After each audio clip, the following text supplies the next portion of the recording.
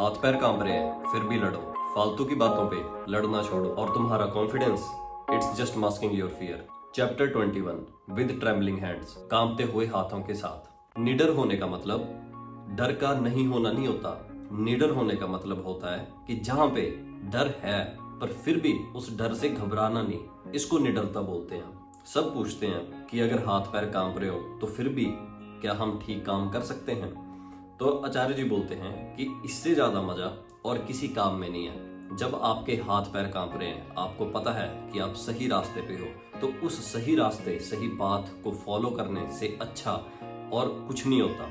होता ऐसा है, जो भी गलत पाथ है वो हमेशा कंफर्टेबल होगा। क्यों? क्योंकि हमारी इनर कंडीशनिंग से हमने उस पाथ को चूज किया होता है एंड उसमें हमें कुछ एफर्ट करने की जरूरत नहीं है। पर असली में है क्या? जब भी आप सच्चाई की तरफ बढ़ेंगे या किसी ऊंचे काम की तरफ बढ़ेंगे तो आपको हमेशा रेजिस्टेंस मिलेगी, शरीर से भी, दिमाग से भी, मन से भी। फियर, डिस्कम्फर्ट एंड कंफ्यूजन ये हमेशा गलत रास्ता नहीं बताते। ये बताते हैं हमें कि हम किसी ऐसी जर्नी की तरफ हैं, किसी ऐसे रास्ते को हमने पकड़ लिया है जो हमारी अपनी कंडीशनिंग के अगेंस्ट है। सही काम करना डर के बावजूद, अनकंफर्टेबल फील करने के बावजूद, कंफ्यूज्ड फील करने के बावजूद, उसी को असली स्ट्रेंथ बोलते हैं। स्ट्रेंथ ये नहीं होती कि तुमने कोई गलत काम पकड़ा है और उसको कर रहे हो तो हम बड़े निडर हैं। स्ट्रेंथ होती है कि तुमने सही पाथ पकड़ा है, चाहे तुम्हारे हाथ पैर कांप भी रहे हैं। जब भी डर आए सामने तो एकदम से भाग मत जाओ, डर को वहीं रहने दो, अपने हाथ पैर कांपने दो। पर जो भी सही एक्शन है उसको छोड़ो मत। किसी काम का डर मोस्टली ईगो की लास्ट अटेम्प्ट होती है कि आपको पकड़े रखना आपके कंफर्ट जोन में। इसलिए ध्यान रखो इस बात का कि जो फॉल्सनेस है, जो गलत काम है, जो झूठा काम है, वो हमेशा इजी फील होगा आपको, क्योंकि वो आपकी कंडीशनिंग एंड ईगो के फेवर से आ रहा है। पर जब भी आप सही काम करोगे तो हमेशा आपको इनर इनर्शिया मतलब अंदर से ही रेजिस्टेंस मिलेगी। एंड हमारे अंदर एक गलत मान्यता है, हम कंफर्ट को मानते हैं कि अगर हम कंफर्टेबल हैं तो हम राइट पाथ पे होंगे। पर कंफर्ट रॉन्ग पाथ से भी तो आ सकता है, गलत पाथ से भी तो आ सकता है। पर असली में आप सही काम करने से डर रहे होते हैं, इसलिए आप कंफर्ट चूज करते हैं। अगर आप सोचते हैं कि जो सच्चाई का पाथ है, जो ट्रुथ का पाथ है वो स्मूथ होगा, तो ऐसा बिल्कुल भी नहीं है। आप किसी को भी देख लो, कोई सेंट था, कोई सेज था, कोई सेवियर था, जिसने भी सही पाथ पकड़ा है उसको हमेशा या तो दुनिया से गालियां मिली या अपनों ने गालियां दी और उसके आगे हमेशा कुछ ना कुछ अड़चन आती ही रही, लेकिन फिर भी उसने किया।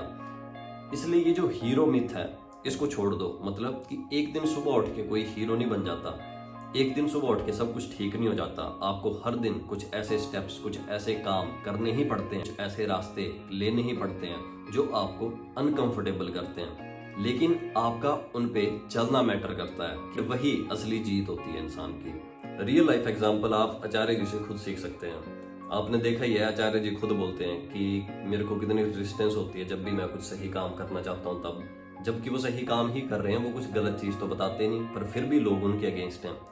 क्यों है वो सब? क्योंकि आचार्य जी काम कर रहे हैं हमारी कंडीशनिंग तोड़ने का। क्योंकि मान्यता को क्वेश्चन करना मुश्किल है, लेकिन उस मान्यता की वजह से जो नुकसान हो रहा है समाज में, उसको किसी को तो बोलना पड़ेगा ना। बहुत लोग गालियां देते हैं, बहुत लोग अच्छा बोलते हैं, पर ज्यादा सेगमेंट उनके अगेंस्ट का है ना, पर फिर भी वो चले हैं ना उस रास्ते पे। अब स्टार्ट करता हूँ अगला chapter, the courage to walk away. इस चैप्टर में बताया है कि जो करेज या हिम्मत है वो हमेशा सिचुएशन को फेस करने की नहीं होती। कई बार करेज या हिम्मत जो होती है वो सिचुएशन को साइड करने की होती है कि भाई मेरे पास इतना टाइम नहीं है इस फालतू की बात के लिए, सॉरी मैं जा रहा हूँ। खुद से लड़ना ही असली करेज है। और अननेसेसरी कन्फ्लिक्ट्स को अवॉइड करना मतलब फालतू की बातों को अवॉइड करना।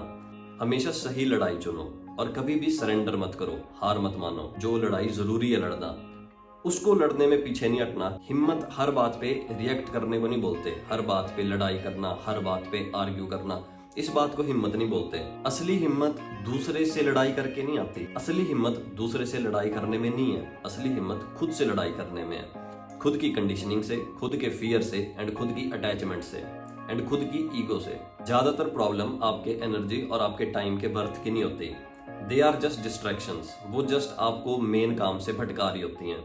चाहे कोई आपको गाली दे, चाहे आपको कोई कमजोर बोले, चाहे आपको कोई मॉक करे, चाहे आपको कोई बिना मतलब से बोले, आपकी एनर्जी सिर्फ सही काम, सही चीजों की तरफ लगनी चाहिए। हर एक लड़ाई लड़ने योग्य नहीं होती।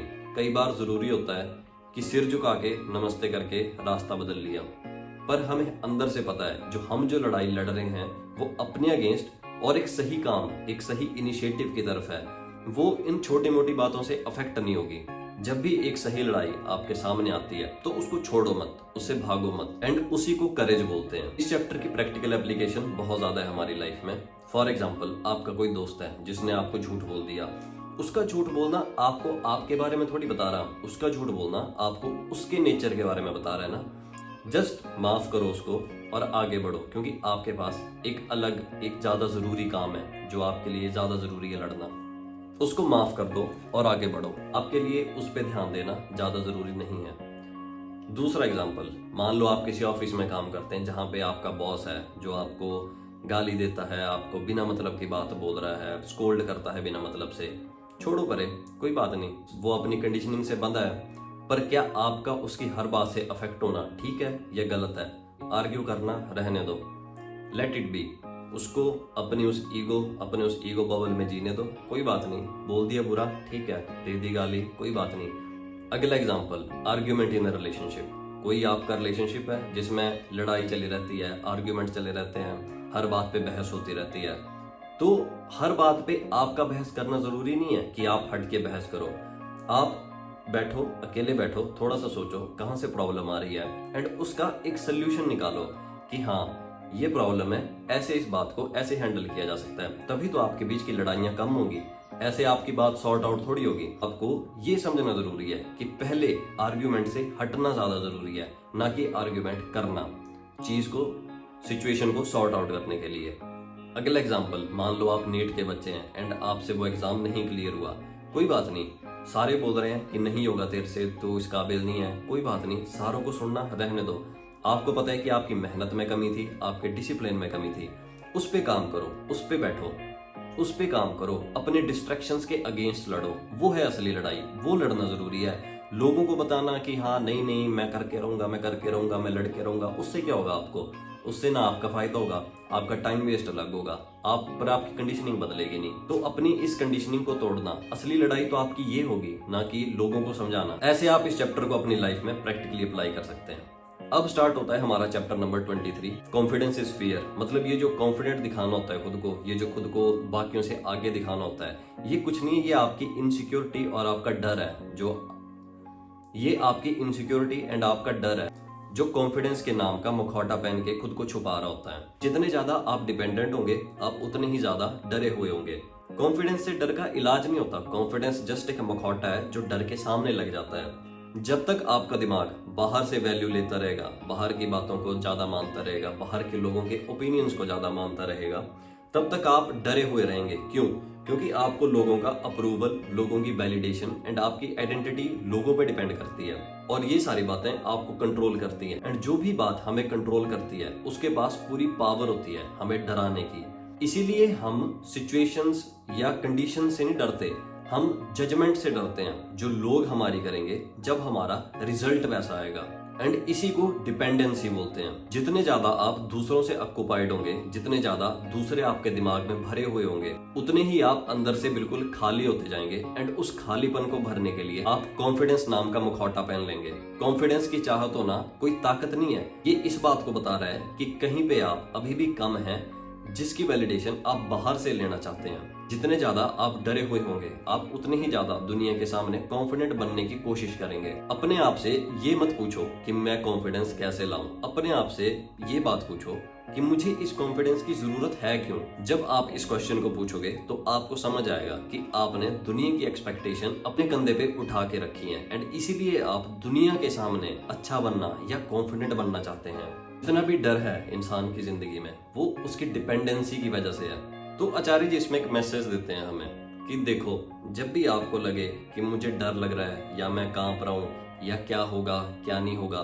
तो एक बात का ध्यान रखो कि मैं ये सब इसलिए फील कर रहा हूँ क्योंकि मैं डिपेंडेंट हूँ दूसरों पे।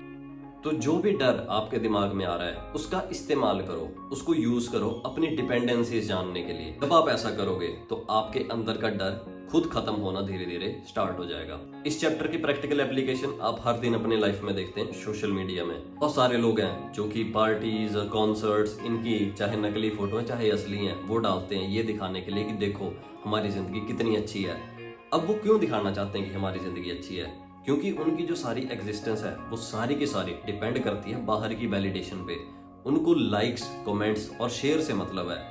उनको लगता है कि जितने ज्यादा लाइक हैं मैं उतने ज्यादा सिग्निफिकेंट हूँ, एंड जितने कम व्यूज हैं मैं उतना ही कम सिग्निफिकेंट हूँ। तो समझो इस बात को, चाहे अंदर से वो जितने भी बुरे हैं, चाहे अंदर से वो कोई घटिया काम ही करते हैं, बट फिर भी बाहर ऐसे दिखाना। फॉर एग्जाम्पल नकली धार्मिकता, कि हमें कॉन्फिडेंस दिखाना है, हमें दिखाना है दूसरे को, देखो मैं कितना अच्छा हूँ। इसको टेस्ट करने का सबसे आसान तरीका है अच्छे कंटेंट को इंटरनेट पे डालना।